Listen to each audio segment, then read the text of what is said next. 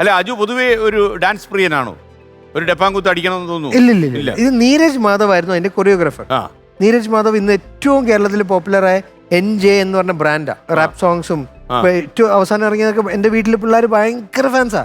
അപ്പൊ നീരജ് കൊറിയോഗ്രാഫർ ആണെന്നുള്ളത് ഞങ്ങൾക്കറിയാം, ഡാൻസ് ഇഷ്ടമാണെന്നുള്ളത്.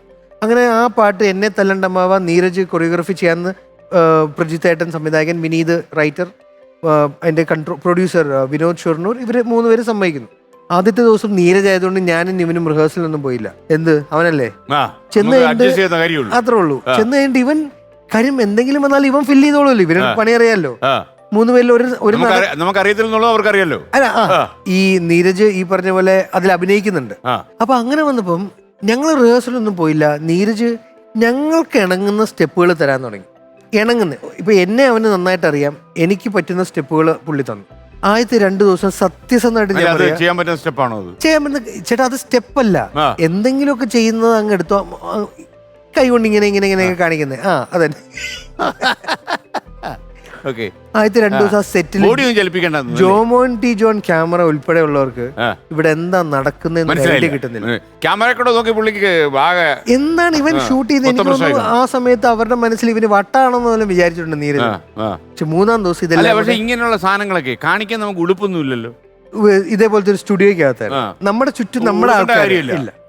3-ാം ദിവസം ഇത് സ്പോട്ട് എഡിറ്റർ വന്ന് ഇതിനെ ഒന്ന് അറേഞ്ച് ചെയ്തു. സത്യസന്ധമായിട്ട് അവിടെ നിന്ന് എല്ലാരും ഞെട്ടി. കാര്യം നീരജ് എന്ന് പറഞ്ഞ ഒരു കൊറിയോഗ്രാഫറിന്റെ ക്രാഫ്റ്റും അല്ലെങ്കിൽ ഒരു സെൻസിബിലിറ്റിയും അന്നാണ് 3rd ഡേ. ഇതെന്താ പറ്റുന്ന പറയാം, ആദ്യത്തെ 2 ദിവസം വലിയ വില കൊടുക്കില്ല, എന്തൊക്കെയാ ചെയ്യാൻ പറയണ്ട്, എന്റെ പാട്ട് ചെയ്യും. ആ ആറ്റിറ്റ്യൂഡിൽ നിന്നും ഇവൻ ചെയ്ത് കൊള്ളാലോ, വാവ് എന്ന് അവൻ മാറ്റിച്ചു. എനിക്കൊന്ന് അജുവിന്റെ തുടക്കം നന്നായിട്ടുണ്ട്. കാര്യം അജുവിന് ഒരു വലിയ അവസരം കിട്ടാൻ പോകുന്നു പറഞ്ഞു. പ്രഭുദേവയൊക്കെ മെയിൻ ഇതിൽ വരുന്ന ഒരു തമിഴ് സിനിമയിൽ അജു അഭിനയിക്കാൻ പറ്റില്ല. അവിടെ ഡാൻസ് ചെയ്യേണ്ടി വരുമോ? ഞാൻ ചെയ്യില്ല. എന്താ സിനിമയുടെ പേര്? മൂൺ വാക്ക്. ഓ, അത് ചെയ്യില്ലേ? അത് AR റഹ്മാൻ സാറും പ്രഭുദേവ സാറും കൂടെ 25 വർഷത്തിന് ശേഷം ഒന്നിക്കുന്ന സിനിമ. അപ്പൊ അവിടെ ഡാൻസ് ചെയ്യേണ്ടി വരുമല്ലോ. അദ്ദേഹം ചെയ്യും. അല്ല, അജു കണ്ടുകൊണ്ട് നിൽക്കും. എനിക്ക് നല്ല കൊറിയോഗ്രാഫർ അവിടെ ഉണ്ടാവുമല്ലോ. നല്ല കൊറിയോഗ്രാഫറിന്റെ കുറവ് കാരണം അല്ല ഞാൻ ഡാൻസ് ചെയ്യാത്ത, നമ്മുടെ കുഴപ്പമല്ലേ. മലർവാടിയിലെ ഷൂട്ട് നടക്കുമ്പോ 5 പേരാ ഞങ്ങൾ. ചേട്ടൻ ഇപ്പൊ നേരത്തെ കണ്ട തലശ്ശേരിയിൽ രാവിലെ മാന്യമഹാ ജനങ്ങളെ എന്ന് പറഞ്ഞ പാട്ട് ഷൂട്ട് ചെയ്യാൻ സ്റ്റാർട്ട് ചെയ്യുക. അപ്പൊ ആദ്യമായിട്ടാണല്ലോ സീനൊക്കെ എടുത്തു, ഇനി പാട്ടാണ് ഇന്നോട്ട്. അപ്പം നമ്മളെ ചെല്ലും. അപ്പൊ മാസ്റ്റർ വന്ന് assistance ready rehearsal step 1 2 3 song വരും. സോങ്ങിന് തുടങ്ങണം, ഒന്നും പിടികിട്ടുന്നില്ല. അങ്ങനെ ഇങ്ങനെ തട്ടി കളിക്കുക കിടന്ന് അങ്ങനെ ഇരുന്ന്. അപ്പൊ എൻ്റെ കൂടെയുള്ള സന്തോഷം എന്ന് പറഞ്ഞ ഗീവർഗീസ് സന്തോഷം എന്ന് പറഞ്ഞ ക്യാരക്ടർ പ്ലേ ചെയ്ത പാട്ടുകാരൻ്റെ, അവൻ വന്നിട്ട് എന്നോട് പറഞ്ഞു, നീ ഒന്നും കൊണ്ട് വിഷമിക്കണ്ട, ഇതുപോലെ ചെയ്താൽ മതി. ഇവനാ തെറ്റിക്കുന്നേ, ഞാൻ പിന്നെ അഡ്ജസ്റ്റ് ചെയ്യുന്നുണ്ട്. എന്നിട്ട് അവസാനം വിനീത് അവൻ്റെ അടുത്ത് ചൂടായി, നീ ആദ്യം നിന്റെ സ്റ്റെപ്പ് നോക്കും.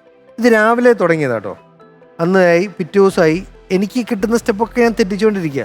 മാസ്റ്ററിന്റെ റിയാക്ഷൻ ഇപ്പോഴും വിനീത് കാണിച്ചു തന്നെ എനിക്ക് ഓർമ്മയുണ്ട്. ഒരു ടേക്ക് ഞാൻ ഓക്കെ ആക്കിയപ്പോൾ 5 6 അന്ന് ഫിലിം ക്യാമറയാ അന്ന്, അതുകൊണ്ട് കാശ് പോയിക്കൊണ്ടിരിക്കും. അപ്പൊ അന്ന് വിനീത് പറഞ്ഞു ഓർക്കുന്നുണ്ട്, എന്റെ ഒരു ടേക്ക് ഓക്കെ ആക്കിയപ്പം ശാന്തി എന്ന് പറഞ്ഞ ശാന്തി മാസ്റ്റർ ഒരു വണ്ടിയുടെ പുറകിൽ പോയിട്ട്